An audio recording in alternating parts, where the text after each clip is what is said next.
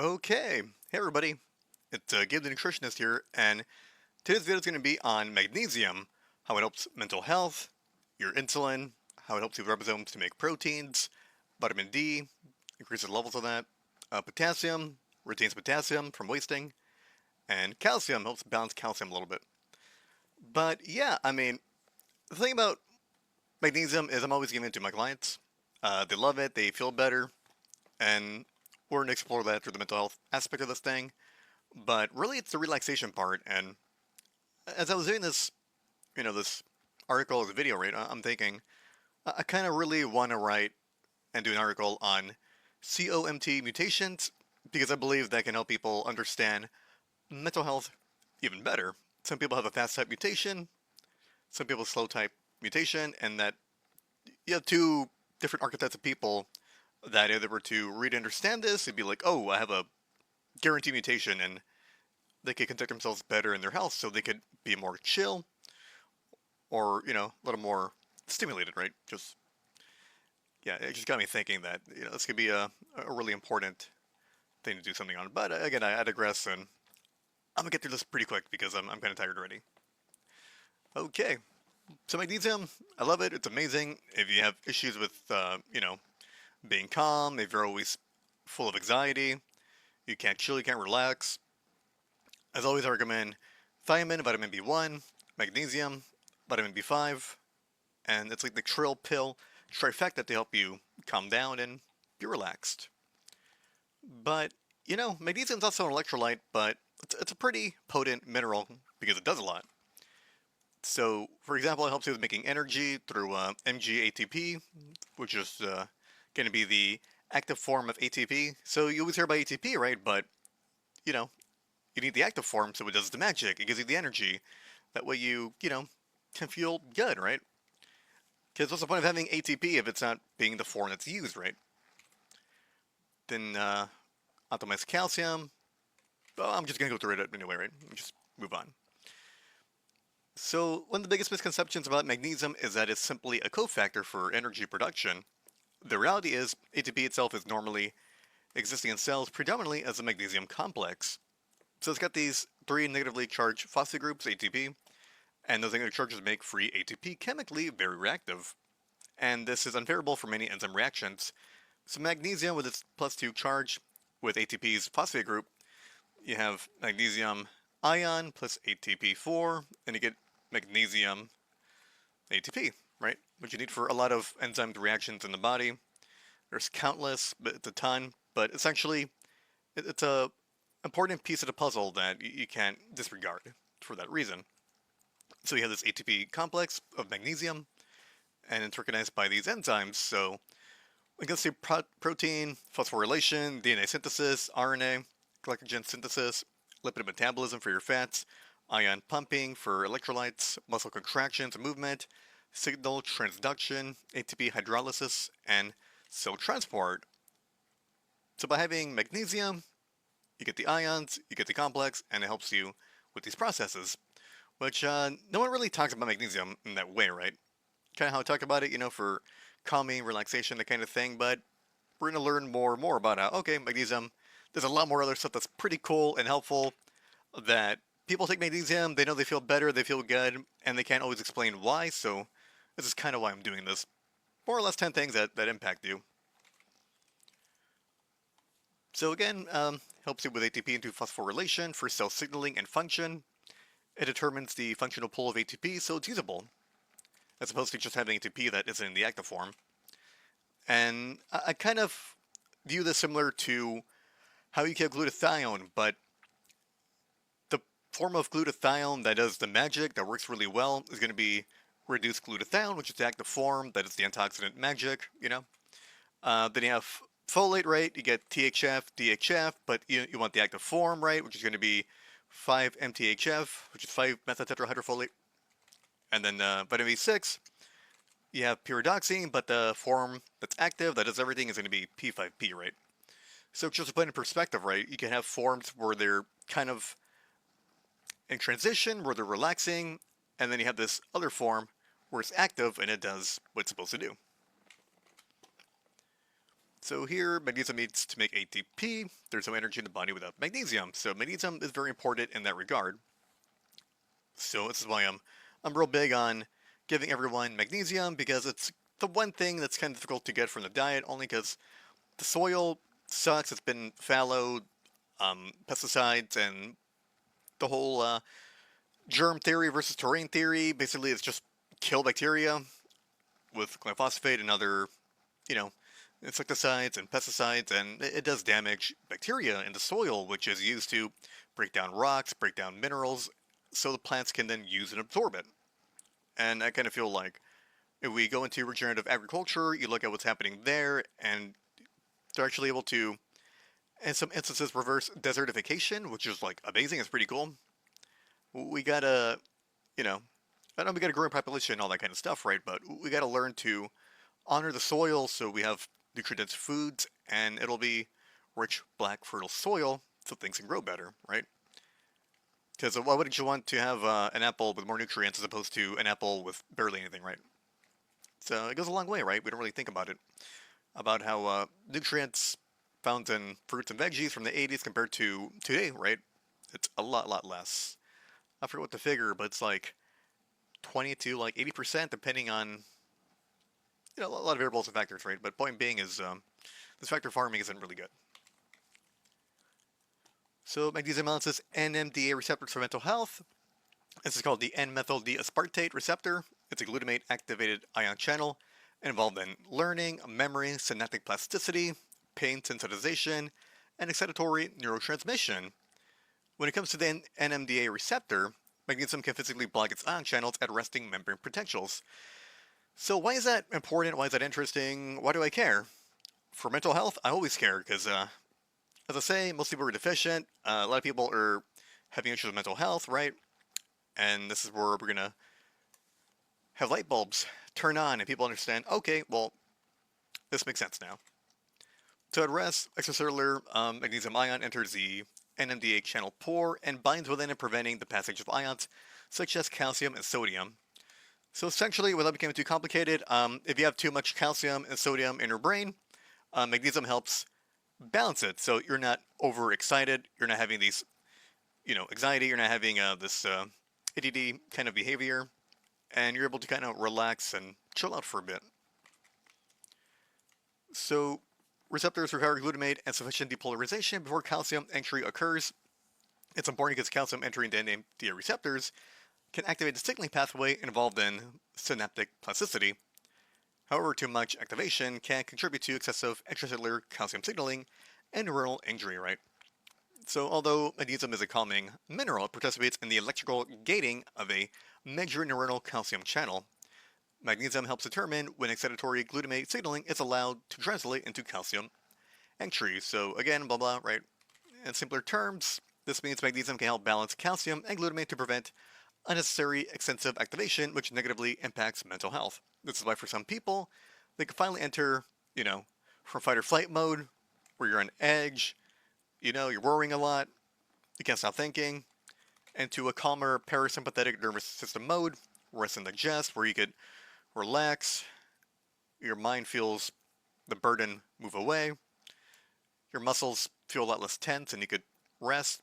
So it's really important because there are people, for whatever reasons, whether it's small toxicity, Lyme, different diseases, they're kind of stuck in that state because their body has used up a lot of magnesium. And again, right, magnesium, so in theory, right, if you don't know magnesium, you will just die, right? But the body is very smart, and even if you don't have that much magnesium, it'll conserve and utilize magnesium for a lot of these processes that we're talking about, but only enough to keep you going. And I would say, arguably, when people get more, mental health-wise, they feel better.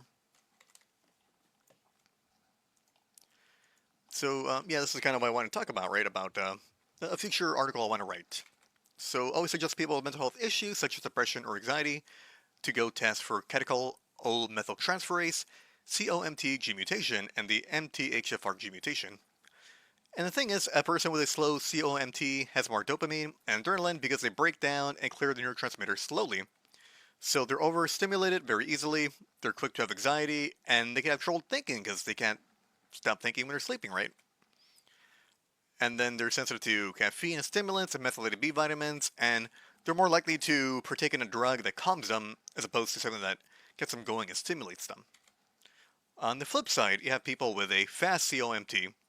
They have less dopamine and adrenaline because they break down and clear their neurotransmitters much faster. They tend to be relaxed, chill, many seem apathetic, bored, low to no motivation, and they tend to seek stimulation in a way that is pleasurable, but in a way that gets them going, that gets their heart going, right? So I guess you see people that, they like to climb mountains and like jump off and like paraglide and, I don't know, do like free climbing, and people like to do things that are kind of dangerous. They tend to be those kind of people, right? Because they have a fast UMT, so, the endorphins, the adrenaline, they don't keep it as much because their body gets it out pretty quick. So they kind of want to abuse this in a sort of way to have that stimulation. If that makes any sense, right? And I find this really interesting, and I talked about it before, but I think it's even more important now for me to write about this. So people can know themselves, and they could, tailor themselves properly so they could be in the middle, where they're not too cool and calm, where there's no motivation and no emotion, and they're not too stimulated, where they're having anxiety and they're overthinking, right? A fine balance to be struck, but this, of course, is about learning if you may or may not have this mutation, which I do think people with mental health issues are affected in some way. So magnesium is directly involved in DNA replication and DNA repair, which is pretty neat. So it's involved in the enzymatic machinery that replicates, repairs, and maintains DNA. Magnesium helps directly in the requirement to build and maintain DNA, and the DNA polymerase needs magnesium ion for nucleotide addition. The base reaction involves a nucleotide triphosphate being incorporated into a growing DNA strand. This enzyme's catalytic site contains negatively charged residues, while the incoming nucleotide contains negatively charged phosphate groups. Without getting too complicated, basically magnesium, it helps balance these phosphate groups and the reactions. So it helps neutralize negative charges to a position where the nucleotides can move around while not being stuck. It also helps facilitate the phosphodiester bond formation, supporting the release of the leaving group. DNA polymerases use a two-metal ion catalytic mechanism with magnesium ions, which coordinates the substrate, and magnesium-dependent activity extends beyond polymerases. So without complicating things, just as simple as possible, because if you look this up in a textbook or you look it up in a study online, it could get very, very, very detailed and complicated, and just for general purposes, right, I want you to understand magnesium and, how it helps, right, as magnesium ion, magnesium-ATP. So essentially, to keep it simple as possible, it helps with DNA ligases, and the seal exchange is done to DNA, creating the bond to the broken backbone, right? Little, twisted piece of bacon, I guess you could say that. Exonucleases removes damaged DNA or the wrong nucleotide. For whatever reason, whether it's like something that's tetragenic or mutagenic or carcinogenic, and there's oxidative damage, and it, messes with your DNA. That's where you have the beauty of B3 with PARP, B9 with basic station repair, and other stuff, right? Zinc to an extent with, I think, the finger ions, if I'm not the finger proteins, right? Like ZIP and ZNT, where it helps actually repair, DNA, right? Which is pretty cool. Then you have endonucleases, which cuts out a phosphodiester bond inside the DNA strand. As I talked about, B3, B9, zinc for repair and removing bad DNA structure, so you have proper DNA. So when you have proper DNA, you get the proper instructions, and when they're executed, things happen normally. If not, then you have dysfunction, autoimmunity, and things get a bit weird because, it ain't working the way it's supposed to be working. Then you have helicases. It opens DNA while separating the strands, uses magnesium-ATP hydrolysis for energy. Then you have topoisomerase. This manages the topology of DNA, which is the twisting and coiling of the DNA strands for single and double strand breaks for replication and transcription, chromosome condensation and segregation, all a part of making sure you have functional DNA. This is how magnesium ions are involved in DNA replication, repair, and genomic stability. Now, it's not directly an antioxidant, right? Like, it doesn't just, boom, neutralize, free radicals or non-radical oxidants, but it does help in that way by facilitating things to occur. You know, the kind of like um, I remember I did an article. I was talking about how you have iron and copper, and they have like transition states where vitamin C helps transition states of having like a iron 3 to an iron 2. Same thing with copper, from a copper 2 to copper 3, and certain reactions need that, so things can occur. You can kind of imagine magnesium in that way, for magnesium ion, because without it, then it can't go on. So you can have mismatch repair, right? Single strand break, that's where you have base excision repair. You have these adducts and pyrimidine dimers, right? You have issues here where it damages this, so you have a nucleotide excision repair right here. You can have a double strand break where it's just, cleaved off. Then you have homologous recombination and non-homologous end joining. So it just connects the strands back together. Because, again, right, I mean, we live in a very toxic, polluted world, right? If you're in a first world nation, it's not as bad as India or China. God bless America. God bless the USA. Because we're not really exposed to a bunch of these things, but they still exist, right? And we're still impacted and affected by them. So this is why it's important to get your nutrition right. It's important to be as non-toxic as possible. Have a clean diet. Important to have clean filtered water. Make sure any sources of like lead, heavy metals, is out of your environment. That way your DNA will be strong and potent, and your body will work to repair any damage. And that's the beauty of the body, right? And this is why I have respect for people that are, what was it? There's a comedian named Hassan Minaj, and he gave a bunch of shit to osteopathic doctors. Because usually people go to doctors and they're a medical doctor, and then people see a DO and they're like, oh, what the fuck is that? Is that even a real doctor? But the thing about a DO, right, and why I like them, right, is I respect them in that they believe the body can heal itself, right? That's why I have a respect for DOs, right? Because doctors of osteopathic medicine believe you can repair the body. The body is an amazing tool, piece of machinery. We're going to do what we can, you know, food, activity, sunlight, a lot of factors, right? Instead of just plain old, pharmaceutical medicine, we could just actually do a systems-based engineering approach. So you look at every factor, and by having those factors, you drain your stress bucket, you figure a lot of things out, you get healthier, and yeah, I mean, you can repair bad DNA. There are people with exposure to radiation, right? Not super bad, severe, right? But they can heal and get better from radiation and all sorts of stuff, right? So it's beautiful to understand that the body can heal itself if you allow it to, and you give it the environment to do it. Because you can say, "Fuck it, we're all gonna die. Why not?" You know, what's the saying? I'm here for a good time, not a long time. But I'm like, why can't you be here for a good time and a long time, right? It's a false economy. You could choose how good your life can be, right? But yeah, I mean, I don't take excuses for that, right? I mean, some people want to smoke forever, and that's fine. But just know the consequences, right? If you didn't smoke, you would have a much better chance at not having certain diseases, right? Like, logically speaking. But anyway, I digress, right? So magnesium helps with insulin signaling, and this is because it depends heavily on phosphorylation. So when insulin binds to its receptors, the receptor's intracellular tyrosine kinase domain becomes activated and phosphorylates specific proteins. So when it comes to glucose metabolism, magnesium helps initial pathways like insulin receptor phosphorylation for signaling. Then it activates protein kinase B AKT and phosphatidylinositol, which is like PI3K.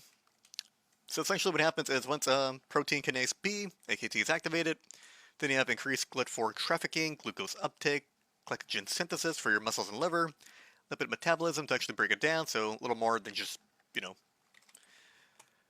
blood sugar regulation, protein synthesis, that occurs too.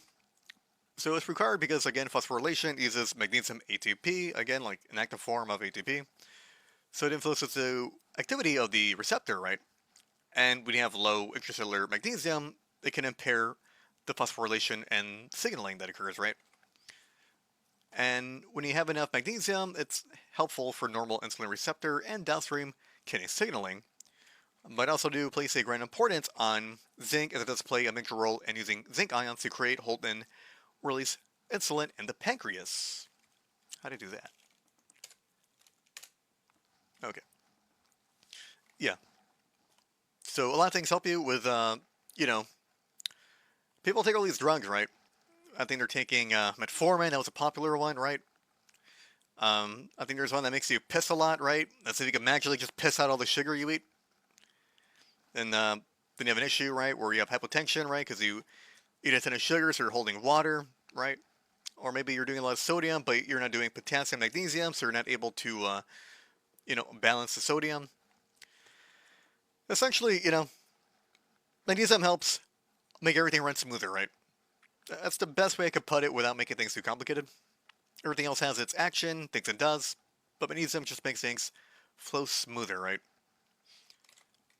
So, you have magnesium, helps with DNA synthesis, insulin sensitivity, muscle relaxation, ATP energy production.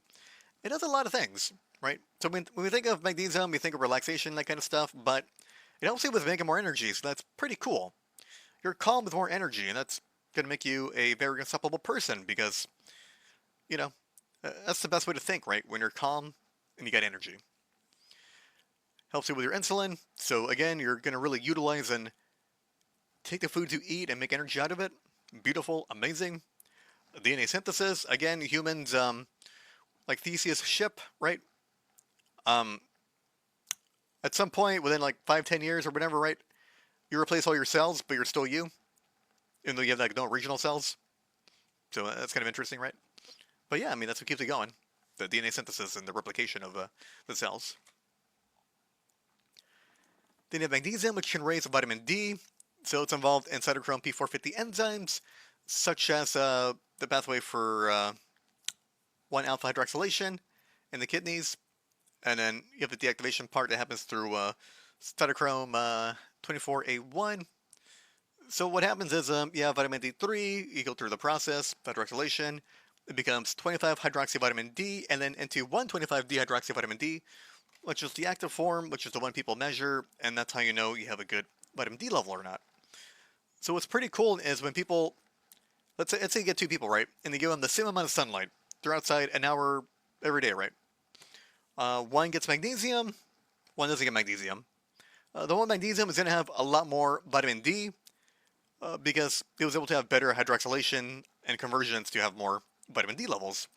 Where the person that got no vitamin D, they have less hydroxylation occurring, less signaling of that to happen, and despite getting the same amount of sunlight, the guy with magnesium is going to have way more vitamin D than the guy without the magnesium.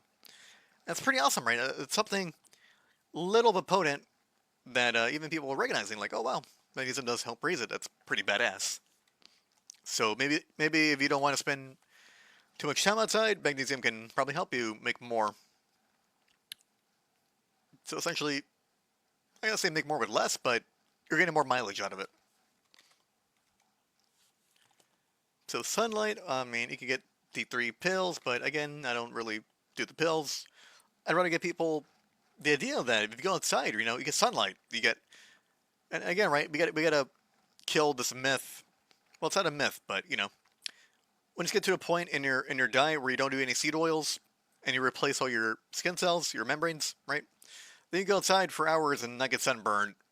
Like when people go to the beach and they're outside for like 5 hours in direct sunlight and they come back red as a lobster, their skin's peeling. You slap them and then they cry because it's like such intense pain, but it's because their body's trying to get rid of the inflammation from the seed oils. Again, right? It's not a stable bond, these omega-6s. And you want to replace it with a nice, stronger bond, saturated fats, right?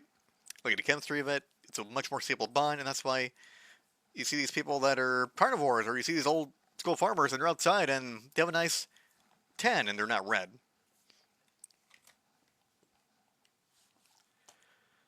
So magnesium is also cool for this. There's this idea, right, that if you get a lot of sodium, you need potassium to balance it, right? Important. But if you can't maintain your potassium, it's because you're lacking magnesium. And that's because it helps you with the conservation of potassium for not just getting rid of it, right? So without magnesium, you would just like pee it out because you don't have the mechanism in check to keep it there. So it helps you with so if you don't have enough magnesium, you can get something called refractory hypokalemia, which is low potassium, that despite increasing potassium, it's still going to be low, because you're just going to piss it out. And the major mechanism is because there's something called renal outer medullary potassium channel, or ROMK, in the kidneys, and it's involved in potassium secretion into the tubular fluid. So sufficient intracellular magnesium ion can interact and inhibit ROMK channel to conserve potassium. That way it's just not mindlessly, pissing it out. Actually retain it in your body and use it. So when intracellular magnesium falls or there's some kind of deficiency, then there's less inhibition of ROMK, which means when there's less inhibition of ROMK, then you have increased secretion of potassium ions causing renal potassium wasting, which means you just pee it out and you get low potassium. So if you're a person with low potassium and you've done your best, you're taking potassium supplements, you're eating more potatoes, you're eating a lot more meat, you're doing what you're doing right, and it just doesn't move, it's because you're lacking magnesium. So take magnesium, again, I recommend a lotion because you absorb it better, and the pills, they're not that amazing. You probably could do the pills, but you gotta take a lot of it. And yeah, it'll make a profound impact for people that have that issue. So magnesium helps with detox and reducing inflammation. So again, it's not a direct antioxidant like vitamin C or glutathione, but rather, again, right, it makes everything run smoother, right? It's just going to be the gist of magnesium, right? Makes everything run smoother. And then when you really look into it, it's like fucking complicated. But just for the most part, you get ATP happening, you got magnesium ions, and they're doing their job to make things happen smoother.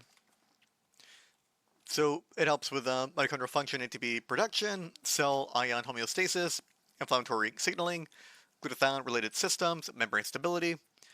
So it influences the environment in which, ROS happens. Similar to how potassium is used for more ATP to power up cell for more detoxing, magnesium can help maintain metabolic enzymatic activity for efficiency, which essentially should be the add-on to that, right? It helps run everything smoother because magnesium helps maintain metabolic enzymatic activity for efficiency, right? So essentially, you become like a well-oiled machine in how your body does its processes. So an example of this is going to be detoxing, right? Magnesium ions help specifically with glutathione production through glutamate cysteine ligase, right? Now remember, glutathione is a tripeptide. Glutathione requires glutamate, cysteine, and glycine. So this is part of the process of how your body takes these three amino acids and turns it into the peptide known as glutathione, which helps you amazingly against, it's an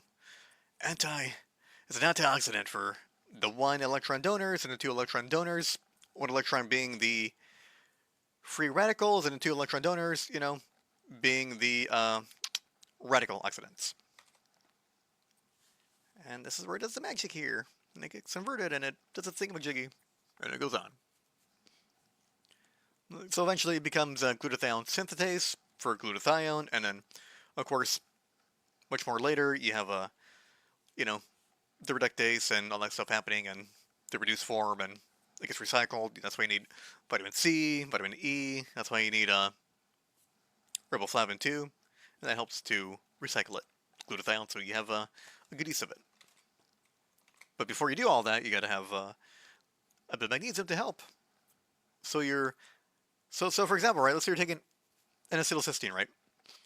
So the idea is cysteine is limited, but in my opinion, I think it's glycine, because a lot of people don't eat a lot of meat for some reason, or even get glycine in the diet, or eat, the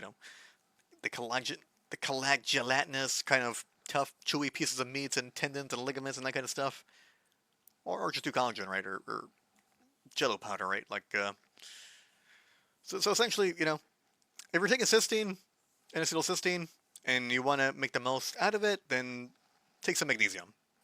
So it helps you make the tripeptide glutathione.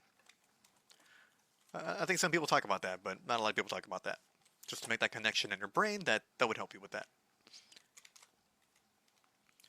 So magnesium can determine whether calcium regulation works properly. So magnesium influences parathyroid hormone, its secretions, and its responsiveness.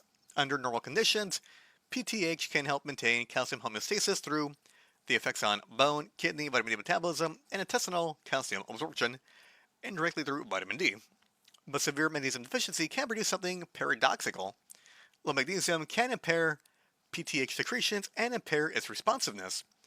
This can be hypomagnesia, which is low magnesium, affecting functional hypoparathyroidism, causing hypocalcemia, which is low calcium, which basically means low magnesium is low calcium, right?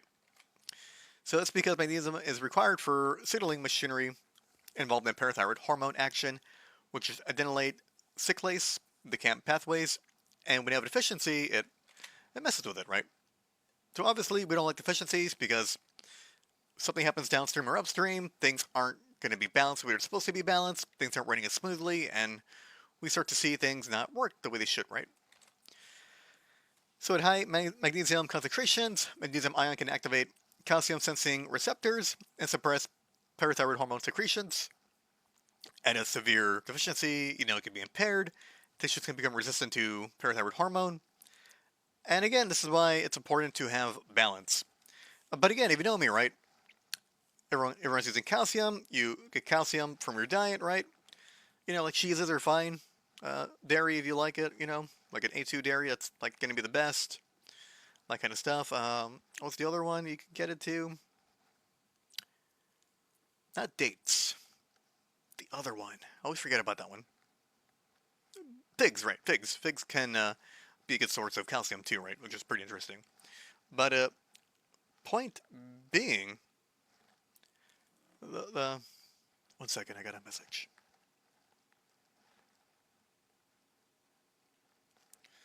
Okay. So, point being is, I want you to read this article I wrote, and the whole point of why I wrote this article is, yeah, people that are carnivore and good, right? People that are low carb, good. Keto, good, right? But remember when I talked about the soil and how people just aren't getting enough nutrients from the soil? Well, another one is going to be people with gut bacteria, right? I don't see a lot of people really doing kefir or doing sauerkraut or it's mostly people that are doing like traditional foods that are fermented that they're pretty good with this, right? Like the Asians with like like miso and kimchi and that kind of stuff, right? And I know in other parts of the world they have their own fermented foods like fermented cheeses and meats and stuff like that. But as a Westerner, right, American, we kind of lack the need for not the need, but it's not as present, right? We got a lot of yogurt, right? Yogurt, this and that, but it's just crap full of sugar. Doesn't really give you all of the different gut buddies that you want. They're going to help you. The variety of the lactobacillus, variety of the the butyrate stuff, And for to an extent, right, this is more for people that have issues with mold toxicity, but like Saccharomyces boulardii, that's a good yeast you want. So the point I want to make is your gut bacteria can actually make vitamin K2. But again, if people aren't helping their gut bacteria, then I do recommend a vitamin K2 because vitamin K2 helps you with something called matrix GLA protein. This is really important because this is the missing puzzle piece to having calcium go into your bones, into your teeth, and its processes, as opposed to depositing, you know, a bit of calcium in breast tissue and people think it's cancer. Or people getting it in their eye and then they go blind. People getting it in their heart, their coronary arteries, causing a blockage, and then they have a heart attack, right? And so on. There's many instances where you can get calcium in your body. The worst one, right? They're all bad, right? To respectively, right?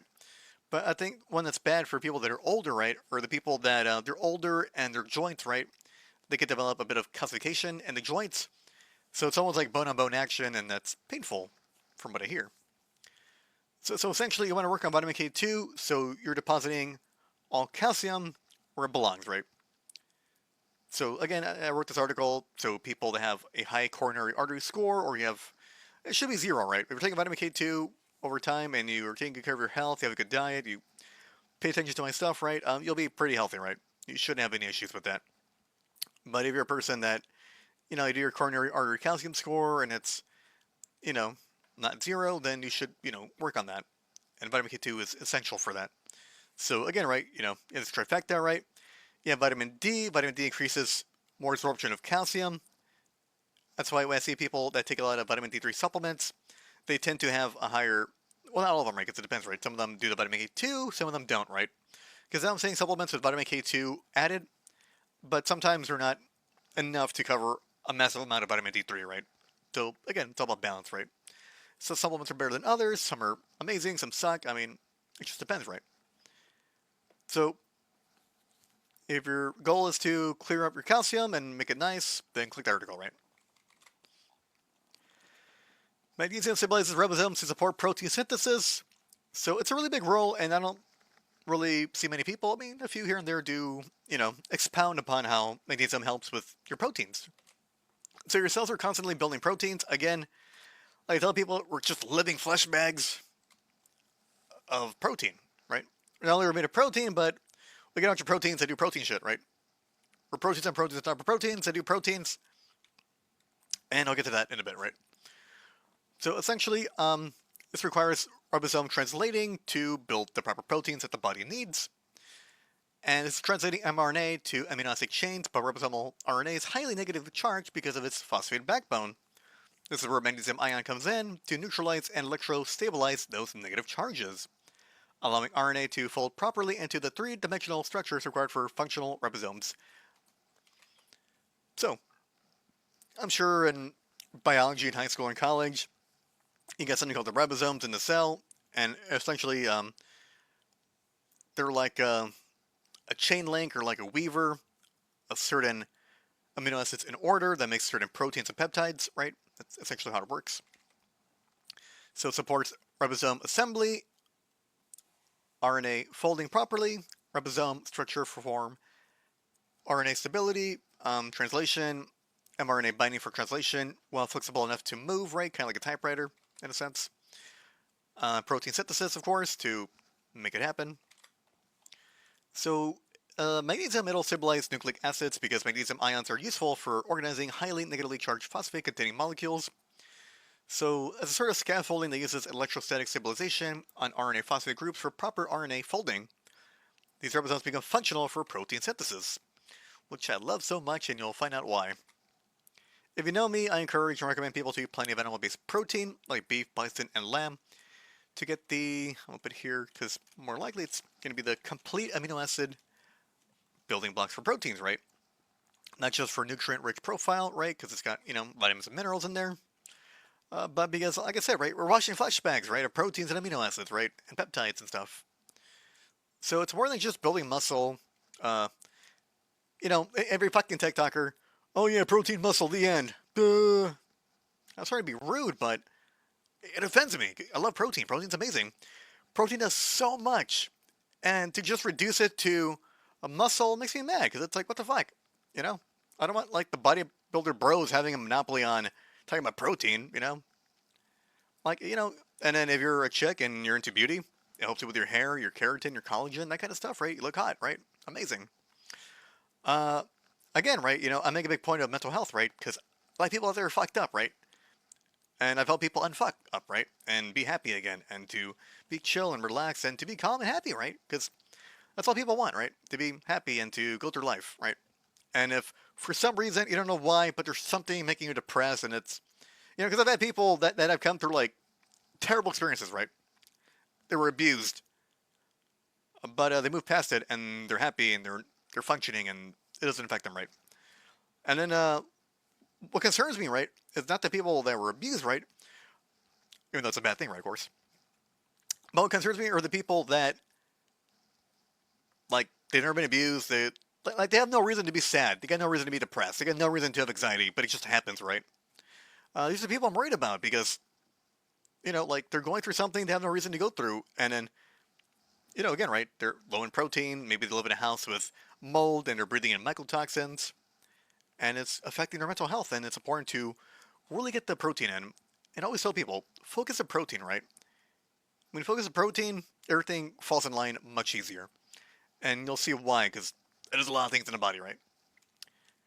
So yeah, I mean, besides, the muscles, hair, skin, nails, besides mental health, there's a lot more. That's everything in the body, right? So enzymes, right, like ATP synthase, right? Like you need proteins to help you make ATP synthase so you could have, your energy, right? They just have enzymes like amylase, lipase, You need protein to help you make enzymes to digest your food. Pretty cool, huh? So again, you got reductases, transferases, ligases, lyases, acidases. So ASE, right, as a hack, it's generally going to be an enzyme for the most part, right? And that's what it helps you with. It's it makes things happen faster, essentially. Receptors like insulin receptors, right? You need protein to make that.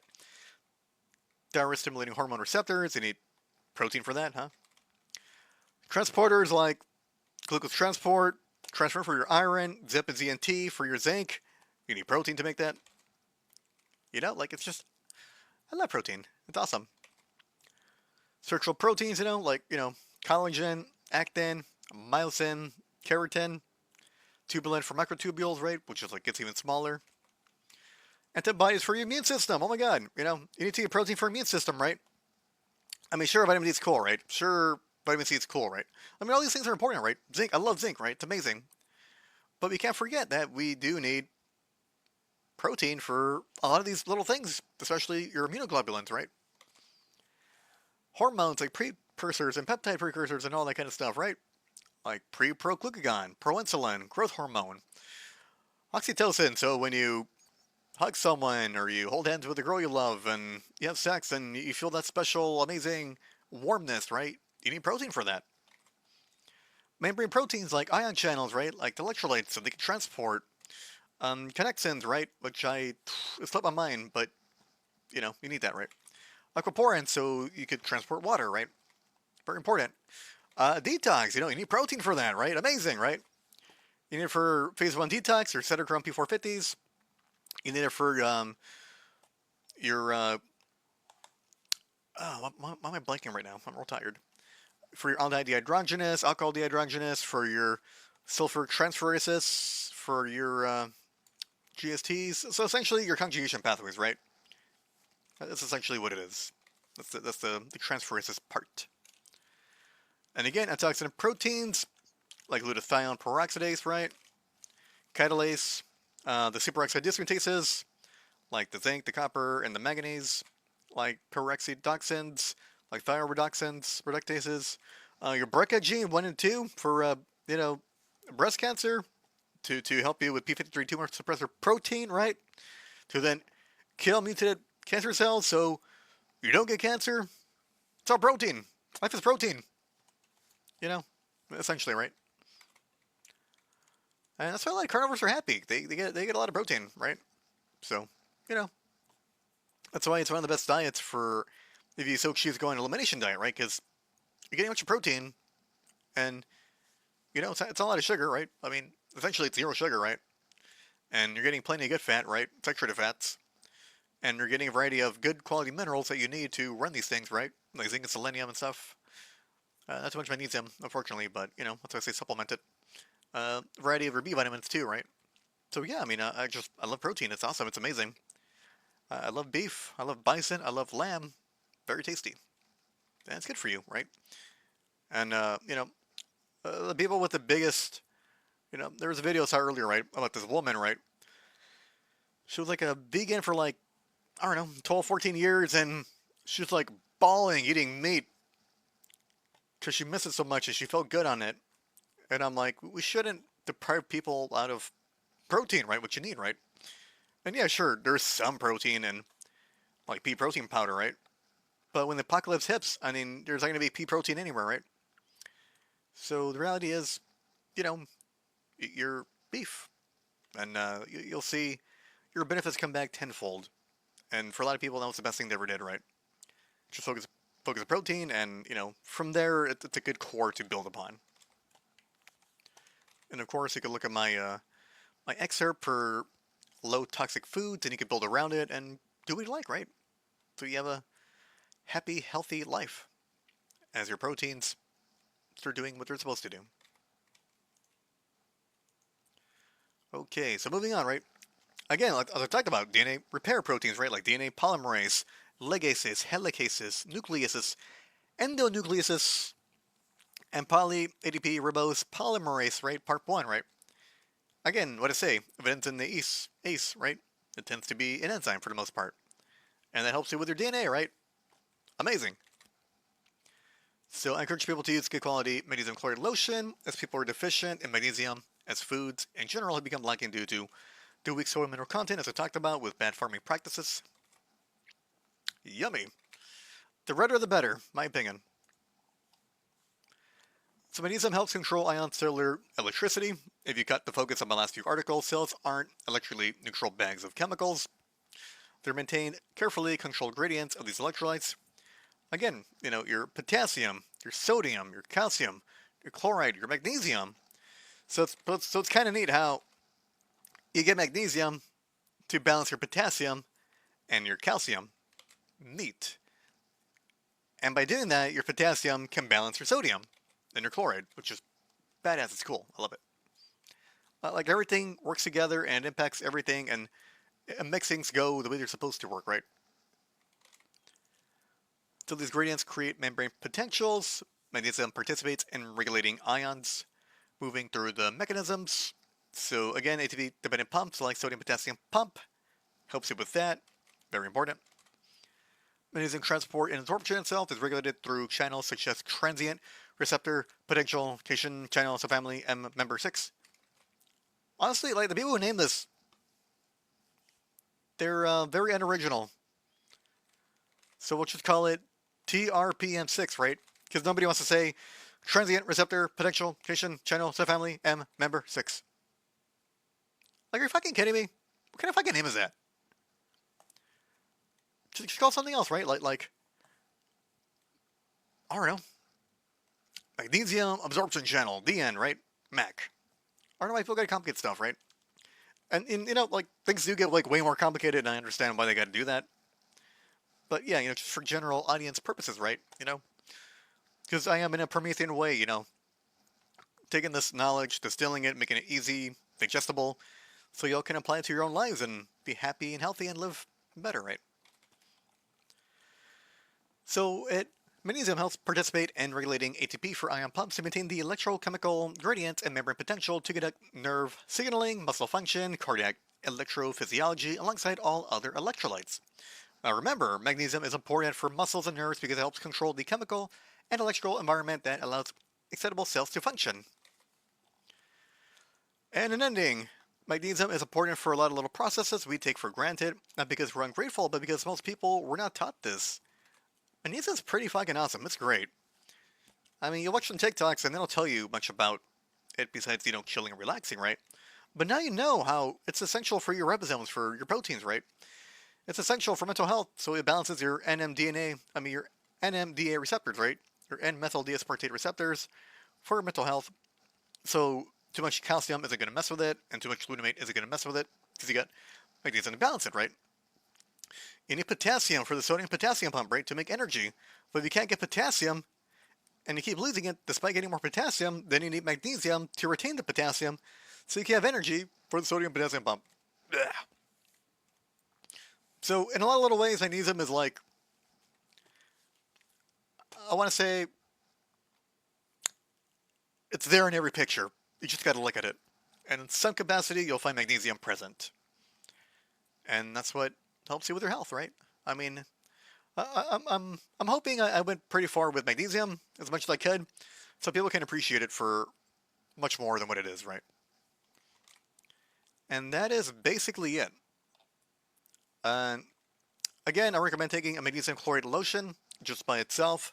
One thing I've noticed with clients, and I've come to this realization, is you want to use pure magnesium chloride. And the reason I say this is because people do this stuff from the Dead Sea, or the Zechstein magnesium, or like magnesium for the ocean kind of stuff, but I don't like it because it may have like way too much sodium, so people start like twitching and like they get twitches, right? And it's because they're getting too much sodium. And the thing is, I'm already telling people to salt their foods, right? Because you want to salt your food so you know how much you're getting, how much you're putting in your foods, right? But if you're taking a magnesium chloride lotion that also is from the sea, that contains a lot of sodium, then you're overloading and you can't really measure your sodium fine. And that's why I tell people to just get a pure magnesium lotion. I'm a big fan of the magnesium from Nutrition Detective, Garrett Smith. It's one of the best I've ever seen. I mean, it's like 2 pumps in one, which is pretty cool, and you save money on that. So I think it's like 30 bucks or something. But it's a good deal, and it lasts a while. I think I've had mine for like 2 months, and I use it every day. So yeah, I mean, I think it's important. And again, if you have like lead, or you have barium, or you have like one of those odd metals that messes with your ion channels, and you take a lot of magnesium and you feel odd on it, again, you're making things run so smooth that you're detoxing a bit quicker, and you might feel like shit. So if you take a good quality, again, magnesium lotion, and you just don't feel calm, rested, then it could be you're detoxing barium or lead. That's, again, it's messing with your ion channels. Just to know, right? Just because I come across things and there's issues, and then I connect them, and then they make sense, and it's awesome, and I can share it with you guys, and hopefully more people share it, and they can come across people to fix things, right? Because again, right, I don't believe in like 80, not even 80, like 95% of my information is free. I'm willingly giving it away to help people, right? Because not only do I want to help people, but I want further conversations, and if I die, I know I'm going to heaven, right? Because I'm helping a lot of people for the cost of almost nothing. But I will say, right, if you want to support my Patreon, $5 a month, not a biggie. It's way cheaper than OnlyFans, or Fansly, or Fanova, or all that shit you guys are paying random chicks for.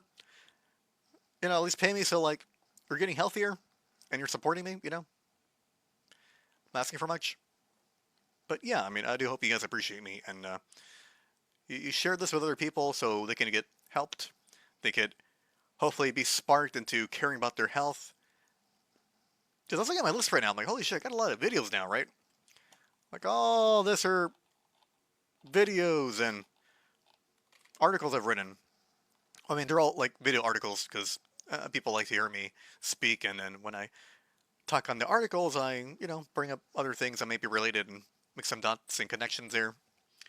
But yeah, actually, I'm doing pretty good. It's only 52 minutes. I'm tired. I actually fixed my AC unit outside. I had to replace the fan motor. And then I clean all the coils, which is, if you don't know how to clean your coils, just get a hose and rinse it, right? It's cheap. I mean, I think a company will charge you $150 just to use your hose on your own unit. And I'm like, just rinse out the unit, and all this chocolate falls down, all this caked up dirt. Because again, like the way it works is the unit right on the outside, it's got these grills, and it's like a filter, and it sucks it in, and then it blows out the hot air on top with the fan spinning. And then I'm not an AC HVAC kind of guy, but essentially, it helps you with cooling your house, especially in the summer. It's fucking hot. But yeah, I mean, I hope some guys hear this. Maybe you ain't got a daddy. Maybe no one ever taught you this. But yeah, I mean, clean your own coils, and you'll save a lot of money. Because it's lame to charge $150 to rinse a hose on your outside unit, right? But Google it, look it up. I mean, now you know this. And yeah, I need to get some rest because I've had a long day. But yeah, everyone, thank you. I love y'all. God bless y'all. If you have a question, leave a question. If you want to be my client, click here where it says Plan Strategy Call with Gabe, so I can help you. And again, take action, click it, and if you want my help, you'll get my help. And my clients love me. I get along with everybody. I'm very blunt. I'm straightforward. But I'm also very supportive, and I'm helping people take control of their health. But as I say, usually people who come to me, they've been to every doctor, specialist, chiropractor, person who has marketing Instagram, nutritionists, dietitians, and they're happy with me, and I fix them. Or apparently all these other people couldn't, because again, I'm open-minded. I gotta be open-minded. If I just started only doing keto, like a lot of people wouldn't be healed, right? Because sometimes you gotta go through different processes to get people for certain things to detox and get things going, and eventually, you come back to keto, low carb, whatever, right? Like you can make things work. Just have to be open-minded enough to change certain things at certain times to get healing, right? Like I think it's great for people that are like parasites. They cause a lot more damage, and I've been seeing a few more people that come to me from a parasite cleanse that are fucked up in the pancreas, the liver, blood sugar regulation, that kind of thing, because it's hard. It's harsh, and it's hard. And I don't want people going through that. So if someone tells you, right, that the bane of all your problems is parasites, and you do a parasite cleanse and nothing happens, it was never it to begin with, right? So yeah, I mean, again, right, it's about finding someone who is very knowledgeable and knows a lot about everything, right? Because when it comes to nutrition, right, I can't just be a specialist in one thing. And I'm a bit restless because I don't like staying in one thing too long, right? Like I could have just stayed a type 2 diabetic, remission, pre-diabetes kind of guy, but at the end it's boring. It's easy. I like challenges. That's why I went into like helping people with like mold toxicity and heavy metals and more unique things because it's more puzzling and things are harder and I've always liked a challenge. So if you have some weird health problem or whatever it is, you know, I'll help you, right? Because I like to figure things out, and that makes me happy. I like figuring things out. I don't know if it's the ingenuity inside of me or the problem solving within me, but I figure shit out and I solve it and I do my best. But again, I digress and I gotta get going. So again, everyone, God bless y'all. I love y'all. Take it easy.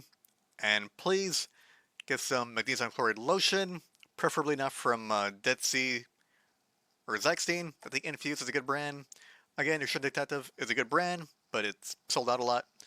So yeah, stay amazing. Good day.